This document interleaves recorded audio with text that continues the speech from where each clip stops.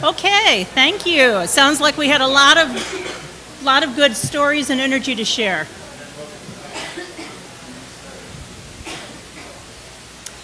I do have a few announcements this morning. First of all, if you have been coming to the church for a while and you're still new and you are interested in learning more about UUCF, there will be a new UU information discussion put on by the membership committee. It will be on Sunday, October 7th here at UUCF from noon until 2. So immediately, after the service and a little bit of coffee.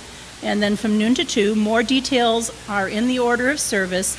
And also, there's a sign-up sheet in Adams Hall. Please sign up so the committee knows how many people are coming.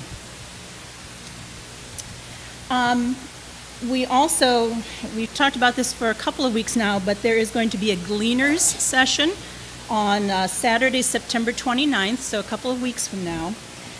What's a little bit different from this is that I'll get you in a second, Susan. The sign-up is online only. So there are sheets downstairs on the volunteer table. Lots of these. Take one home, and it tells you how to go online and sign up. We'll be meeting at 8:15 or leaving at 8:15 from the church to carpool. So please sign up and come. Linda?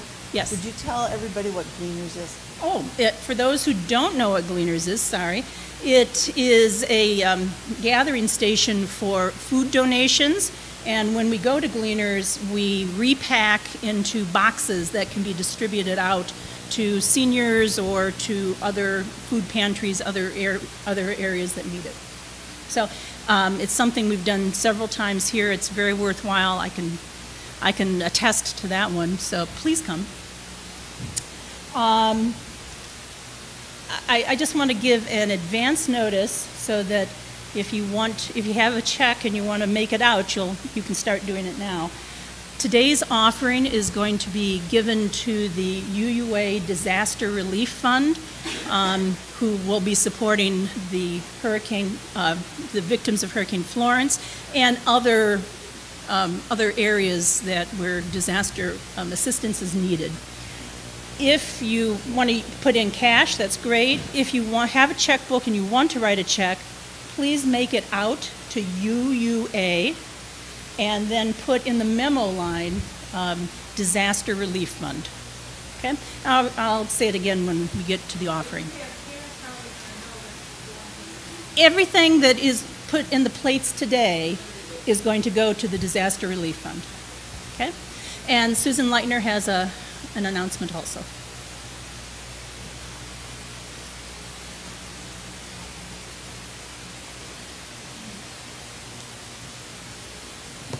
Good morning. I am our church's representative to a Southeast Michigan task force called the Escalating Economic Inequality Task Force, based on the Unitarian Universalist Association action issue. And we have sponsored a lot of activities. We are sponsoring the forum that is here in the announcements I kind of distributed around church. All of these ballot issues represent our social justice goals. The proponents of the issues are the ones that are going to be speaking at this forum to explain what they cover, what their intentions are. One of the things they will also cover is how the legislature is undercutting those ballot issues. One of the things you might not think is part of our social justice issues is the marijuana ballot issues. But we support it because people of color and low-income people are swept up by the police and put in jail for that issue alone, more than anyone who is not of color or low income. It is one of the biggest problems in our justice system, and it is what causes incarceration of so many people of color and low income. And what that does, because most of them earn day-to-day wages, and if they don't show up, they lose their job. It breaks up families. It keeps them from getting hired anywhere else because they then have a criminal record. And this is one of our issues. But all of them are important, and we hope you will make it to this forum or invite others to attend. It's free and open to the public.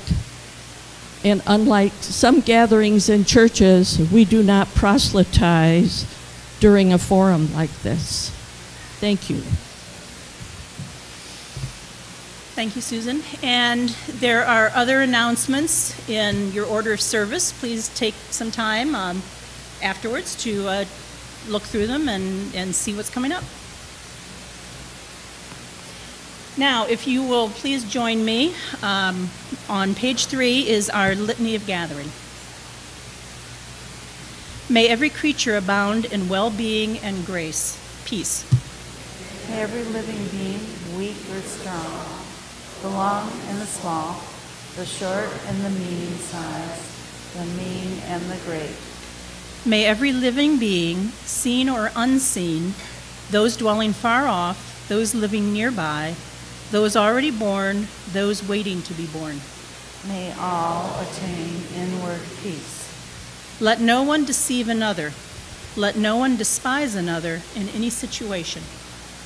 And that no one from antipathy or hatred wish evil to anyone at all. Just as a mother, with her own life, protects her only child from hurt, so within yourself foster a limitless concern for every living creature. Display a heart of boundless love for all the world in its whole height and depth and broad extent. Love unrestrained, without hate or enmity.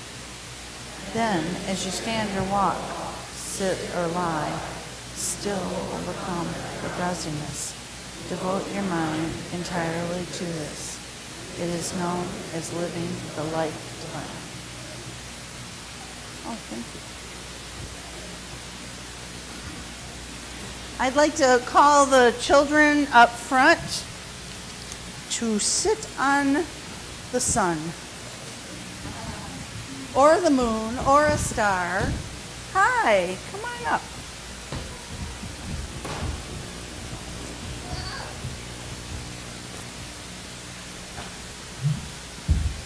So, I have a couple questions.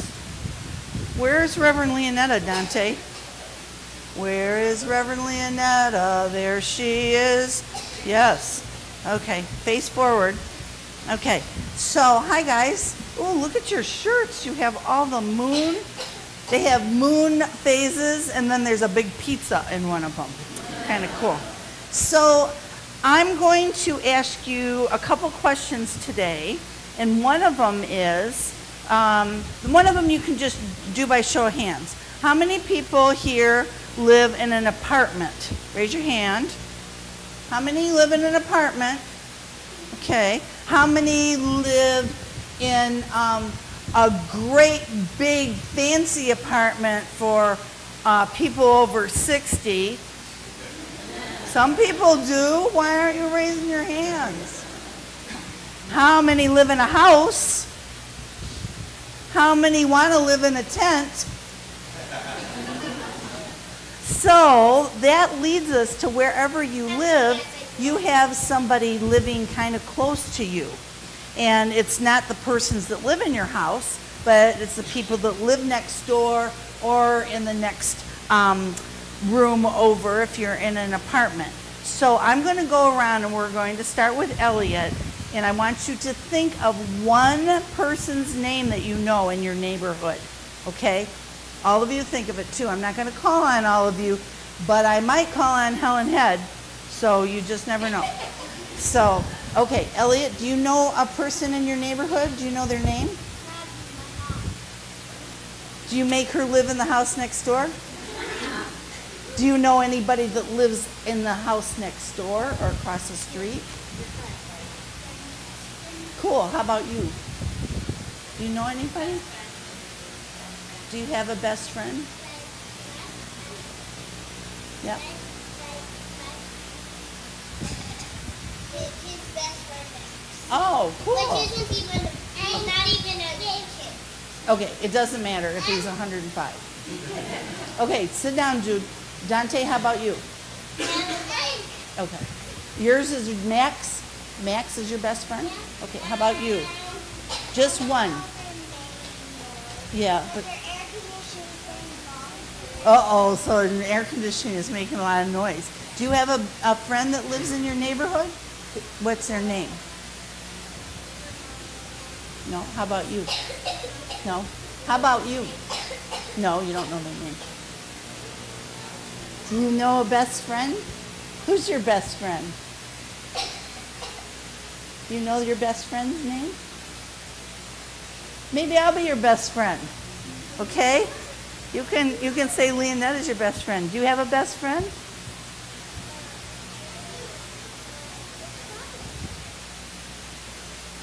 Does he have a best friend? Holden? Carson. Natalie, who's your friend in your neighborhood?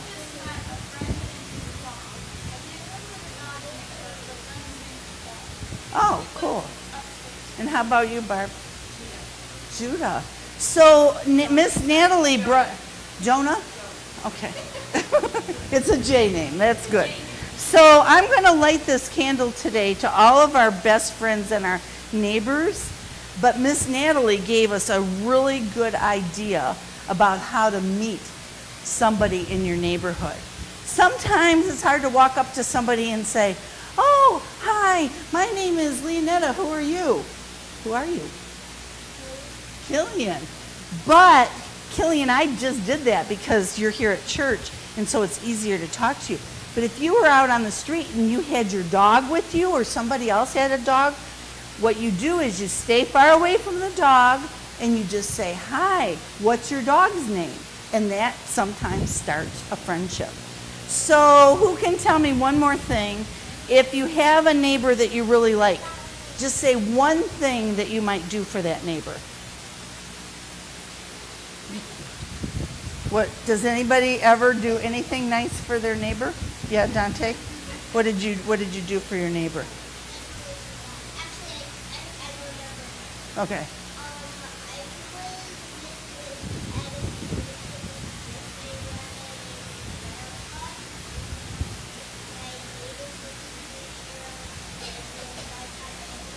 Oh, that was nice. Yep. Right.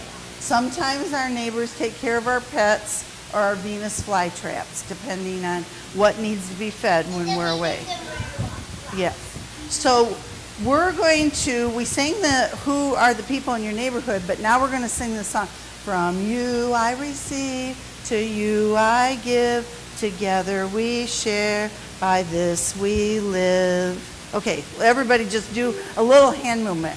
From you I receive, to you I give, together we share, by this we live. Okay, you want to stand up? And I think, Elliot, you get to carry the chalice today. And the kids are going to follow you as we all sing that a few times together. Okay?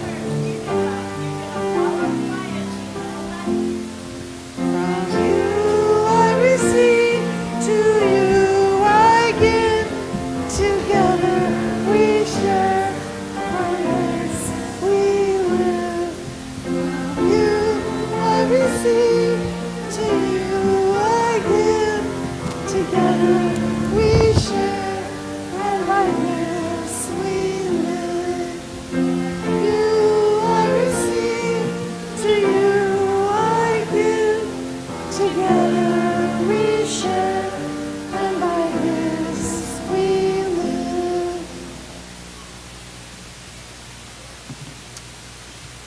Okay, a reminder that today's offering, all of it, cash and check, will go to the UUA Disaster Relief Fund.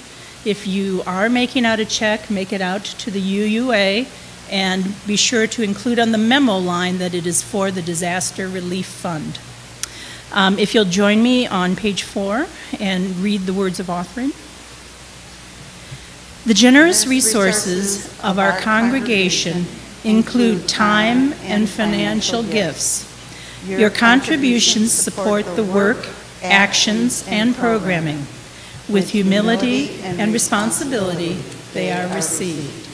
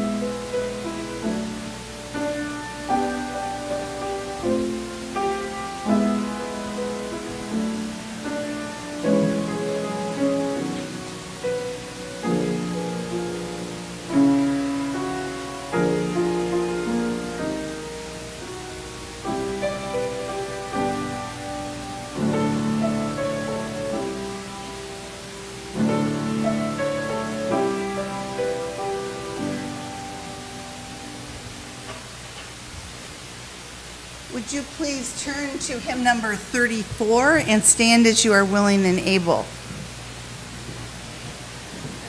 This has a familiar tune, so it should be easy.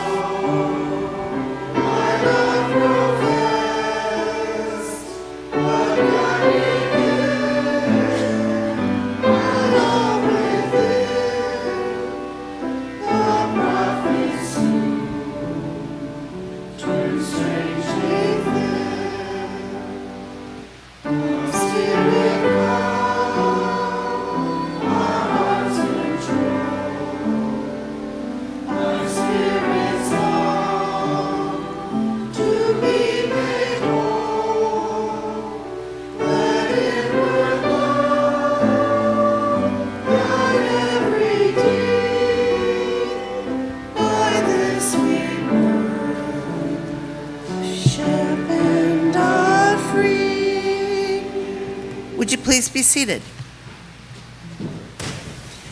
As we move into a time of sharing our joys and our sorrows, these words seem to perfectly fit into that portion of our service.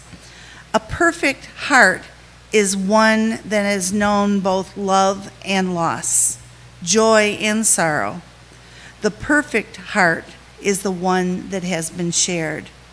You are invited to come up to the microphone, speak your name, your first name, and share a joy or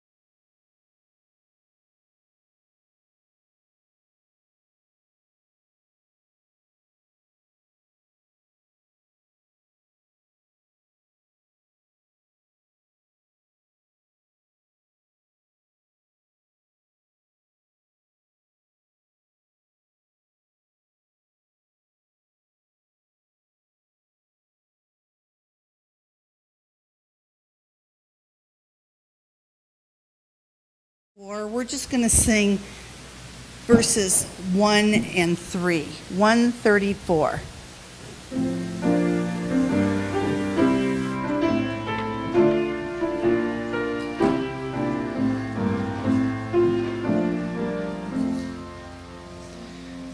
Our world is one world. What touches one affects us all.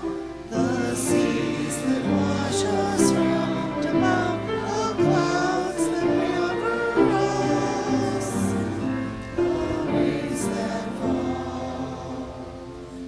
Our world is one world. Its way of wealth affects us all. The way we speak, the way we share, who are the rich or poor, who stand or fall. Please be seated.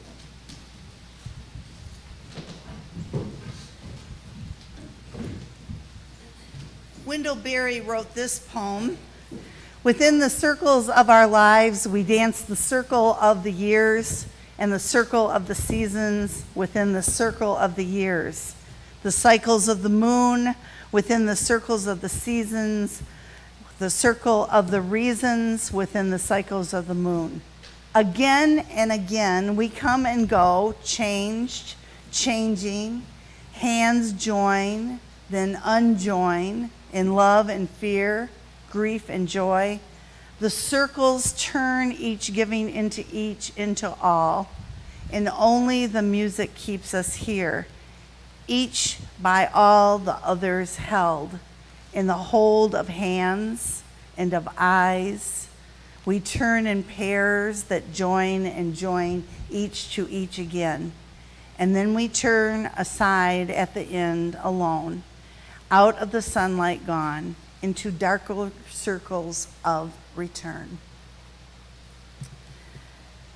So when we look at who are the people in your neighborhood, it's always interesting to think who we think is in our neighborhood and what is the definition and what creates good neighbors. Sophia Lyon Foss was an amazing religious education director, and she wrote curriculum. She was a philosopher, very spiritual, and she wrote the words, "Some beliefs are like walled gardens. They encourage exclusiveness and that feeling of being especially privileged. But other beliefs are expansive into wider and deeper sympathies. Some beliefs are like shadows, clouding children's days with fears of unknown calamities. And other beliefs are like sunshine, blessing children with the warmth of happiness." So this summer, some of you were lucky enough to view that sleeper movie, Mr. Rogers' Neighborhood. Anybody? Oh, good turnout. That soft-spoken Presbyterian minister who turned TV programming on its ear with his low-budget children's show. Topics of death, race relations, anger, the assassination of our president and Martin Luther King were not topics that he shied away from. He used a tenderness and a truthfulness and an empathy with child-friendly ways of speaking to these children with both age appropriateness and understanding. The neighborhood he created showed respect to the mail carrier, the firefighter, as well as those imaginary friends, King Friday the 8th and Lady Elaine Fairchild, Owl and Henrietta Pussycat, to name a few. If you need a booster to help restore your faith in humanity, and I bet everyone in here does if they've watched any news in the last week, I highly recommend that you see that movie or that you borrow the 2 CDs that I have available that give excerpts of the movie. So just see me after the service. So today, as Unitarian Universalists, we ask the question of who are the people in your neighborhood? as a springboard to look at our connections to those just outside our door.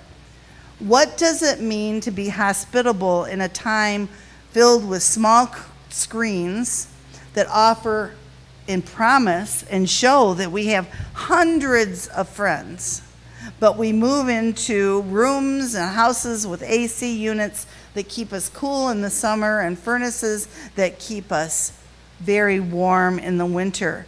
And we stave off the heat as sometimes we become as insulated as our houses are. When we expand our definition of a neighbor, just how far can you reach? Do you have a covenant or a moral obligation to the neighbor next door, or to the neighbor whose house has been washed away by Hurricane Florence? Here are some of the examples of who are the people in my neighborhood. How many people do you know, like I asked the children, by first name in your neighborhood or in your building? If you took a little girl or little boy to a local community pool and somebody else ran into them and didn't apologize, what would you do? Who is your neighbor? How would you treat them? Smoking in restaurants and other public places are no longer allowed because of laws. Now vaping is the new issue. How do we protect the people in our neighborhood from any secondhand smoke? Or you can start thinking of secondhand anything. Secondhand uses of Roundup, secondhand uses of buying Nestle's water like we spoke about last week. The forest fires in California, are those people in your neighborhood? It has an impact on the cost of your food. You'll notice that nuts are much more expensive than they were 2 years ago, and we wonder why. Unitarian Universalists don't have to wonder why for long, because they usually Google it and find out the information and then make an action change. Decisions made by government officials impact the people in our neighborhoods by not having clean water still for bathing or drinking. And so some of you are hearing more reports out of Flint. We have become known for the worst thing possible, and on it goes. Fences that are built to create privacy between neighbors end up creating boundaries to relationships. And we are Unitarian Universalists, so sometimes, like last week, it was one of those services, it was a hoopla-doople service. It was joyous and wonderful, and we had processionals, and we have song, and now we have to wrestle with the big stuff. Who are the people in your neighborhood? What a nice inviting phrase. How scary when we start to really apply it. Walls and military used to keep people out of any country, whether it be keeping Mexicans out of the United States or Palestinians out of Israel, creating hostility among those neighboring countries. So who are the people in your neighborhood? Does it matter that $10.5 million a day is going to support the military of Israel from your tax dollars? Maybe it does, maybe it doesn't. Maybe, Reverend Leonetta, I don't want to think about that because I'm too busy making a casserole for somebody right in my neighborhood, which would be a good excuse for today. So what do we do when we still know that there are children under 5 that still haven't been united with their parents from the Mexican court mandates that were given, and our mandates were given so that all of the children would be reunited, and they aren't. It takes on the average of 57 days for those children to reunite with their parents. 57 days. Can you imagine being away from your loved ones for that long as your promise that you will see them and you are totally in a place of emotional chaos? When I think of who are the people in my neighborhood, I think of how I take into consideration my neighbors, and yes, how they reciprocate. I'll have to say it. You know, if I say hi, and I say hi, and I say hi, even if I say hi for about 5 times, and there's no wave and there's no eye contact, I'll give it a break, because I can always find somebody else on the other side. If I truly value the people in my neighborhood, I have consideration also about what affects them. So we start with our own personal example, because that's where we always start. I will have to tell you that when I was hearing angels watching over me, oh Lord, in a Unitarian Universalist church, I was wondering, why would we be singing about angels that we don't believe in, and a Lord that we argue about the existence and the definition of? Some of you have had angels watching over you. Some of you have had angels watching over your loved ones. Sometimes you needed a ride to the doctor. Sometimes you needed help with a snowplow. My daughter, as most of you know, I'm not pulling this card to be dramatic, but she died about 9.5 years ago, tragically. But there was a certain time she was living up in Flint. And if she was still living in the area that she was living in at that time, we would have had to be bringing her water at least once a month. While she was living in Flint, she was so desperate that she was taking the aluminum siding off the house that they lived in to go and sell it for scrap metal so that she would have money. There were angels watching over her, oh Lord, in that neighborhood. And they would call me and they would tell me where she was in any given hour if I needed to know that. They would also let me know what she needed.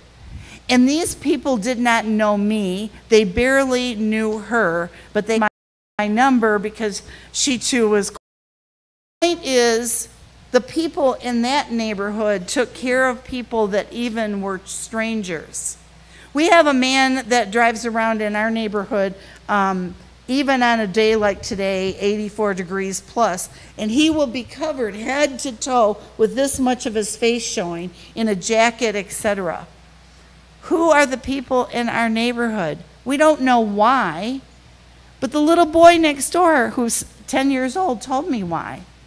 He has a skin condition, and he can't have any sun on his skin. But he rides that bike around. He's in the best shape ever, other than the skin condition. So rather than, the strange guy on the bike that must be sweating it out, the little boy next door, who is a neighbor, tells us why we need to have that extra ounce of compassion. So there was a term coined in the 80s, described the attitude that many people had around racial issues, and that was not in my backyard. They called it NIMBY. They had the initials. The term originally applied to racial issues in America. The idea extended to any element of society that someone wanted to avoid. So, not in my backyard. We can think of it. We don't want Canada's trash in our backyard, unless they pay us a lot, of course. So when somebody uses Roundup next door, or they're having whoever spray everything, and you have a relative that's dealing with Alzheimer's or Parkinson's and wonder if there's a connection, you don't want that smell in your backyard. And so you're getting the point. What you do, what affects you, affects us all. So back to not in my backyard. The idea extended to that element of society, including HUD houses and helping poor get more affordable housing in middle-class neighborhoods. Affirmative action, giving people opportunities for education. So now what do we call it? We call it being aware of the components of white supremacy, white privilege. We call it gerrymandering, that many of you are involved with, how they make boundaries and demarcations so that voting isn't in balance. There's posters downstairs on a bulletin board to find out more about that. But in other words, it's every person for themselves. Just the opposite of who are the people in your neighborhood. Who are the people in your neighborhood And we will affirm and promote the inherent worth of the people in your neighborhood as long as they look like, they think like, they talk like, they eat like, they drive like us. So that is your muse. That is your muse to think about. So when somebody's driving erratically, you can start about the cell phones. You can start about the young people. You can do what I do sometimes and drive up closer so you can profile while they're driving crazy. Yeah, I admit it. Or you can just move out of the way. You can put number 68 on your Sirius if you have that. You can put the spa music on or some rock and roll and just let the world go by without judgment. Because things are going to happen that you cannot approve of. Where did your compassion start and stop? Maybe that person has an important appointment to get to, and maybe you'll be that person one day being rude for a second. So, it's not everyone pull themselves up by the bootstraps. That's not what we're looking at.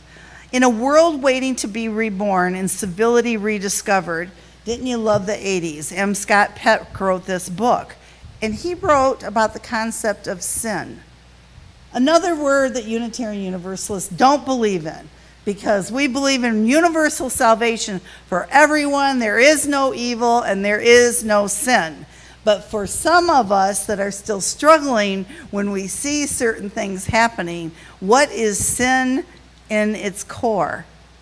It's a break in the web of exchange. And so we sing all these beautiful hymns about love. We profess that we love our neighbor. What is a break in the web of exchange? I'll pick on Kelly because she's up front and I know she can take it. So let's say Kelly and I are in a relationship that we meet once a week for coffee. And one day she arrives, or I'll pick on myself. I arrive, I didn't get enough sleep because my new cat is chasing my feet and attacking me at 7 o'clock in the morning, or maybe even 6 o'clock. And so I am particularly grumpy, and Kelly says something like, Reverend Leonetta, why don't you wear one of these red sparkly hats with your orange blouse? And I say, Kelly, that will clash. And I don't know why we're talking about that, because that's not what we got together for coffee for. So that's snarky, breaking the web of exchange. Because the web of exchange is supposed to be us at our higher selves. So you take that example and then you move it into your backyard. You move it into your backyard. What have you planted this summer or not weeded? Or when the leaves start falling down, the leaves you won't pick up that blow into your neighbor's yard. And then you start expanding it globally. You start expanding it and you wonder why some people have chosen not to eat as much meat. Because whatever happens with the cows that goes in the ground, that goes in the watershed, it's not pretty, and I'm not going to give any more graphic examples, but what you eat, as far as beef goes, has an impact. Okay, not me. I don't eat beef. I only eat fish. Fish that comes from where? China, Thailand, Indonesia. I don't know where it comes from. Fish that has been what? Farm raised with more corn products, right? The very thing that we're trying to avoid. The antibiotics that we didn't want to put into the beef. So on and on it goes. And so what is your obligation about that cup of coffee you drank this morning? Where did the coffee beans come from? What did you drink it in? Did you make a little convenient K-cup? Billions, 10 billion K-cups per year. Unless you're a fanatic and you wash them all out and you rinse them and you pull the coffee out, you pull the internal web out, and you recycle them. It can be done. Better things in your life than I bet you have to do than that. But it's looking at the full concept. So how do we live in relationship with one another? A small but very good example could be how somebody offers you an umbrella in a rainstorm. You may say that you don't need it, you refuse the offer. In fact, you can or do get drenched refusing the umbrella. But more importantly is that you have unnecessarily rejected the friend making the offer. In that short moment, you have blockaded that web of exchange. No, I got this. No, I don't need anything. And then how many of you have had a surgery and you say, oh my gosh, I don't have anybody I can call. I like to be independent. Well, we all like to be independent. If you haven't met your neighbors on a good day, how are you going to ask them for favor on another day? So in that idea of expanding sin as a brokenness or a blockade, you look at not in my backyard and who are the people in your neighborhood. Boundary lines are drawn to keep people out, and usually it's based on economics or race. So who are the people in your neighborhood? Show of hands, how many of you know more than 5 people in your neighborhood by first name? You are great, and you came to hear this sermon anyway? We find ourselves in a place.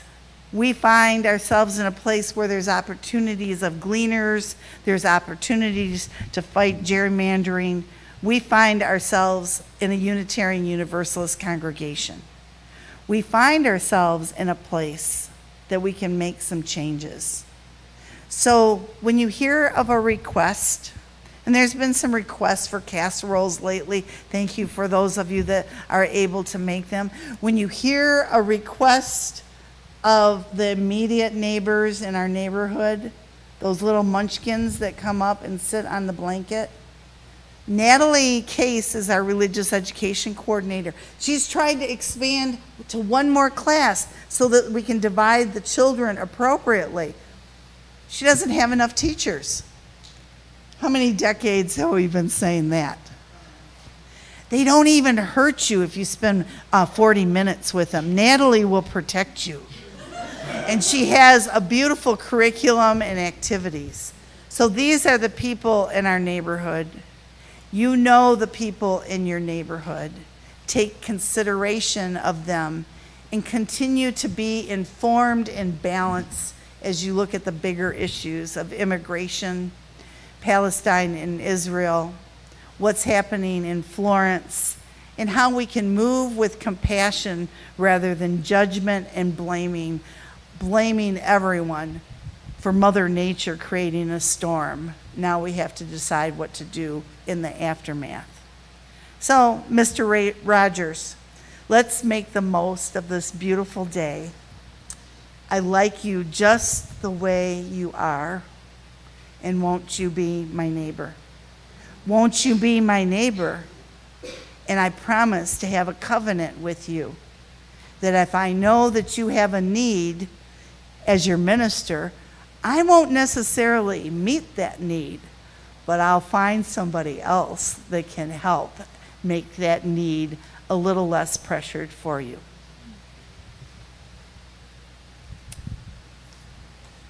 Is it someone? There she is. So I invite you to join us for coffee downstairs immediately following the service. And we have a special surprise for our postlude. And we are grateful for what you're going to see. I think we shouldn't have the carpet. We need to have something hard. You could stand up here in the pulpit and do it. Just imagine that Kelly's standing up here doing her dance.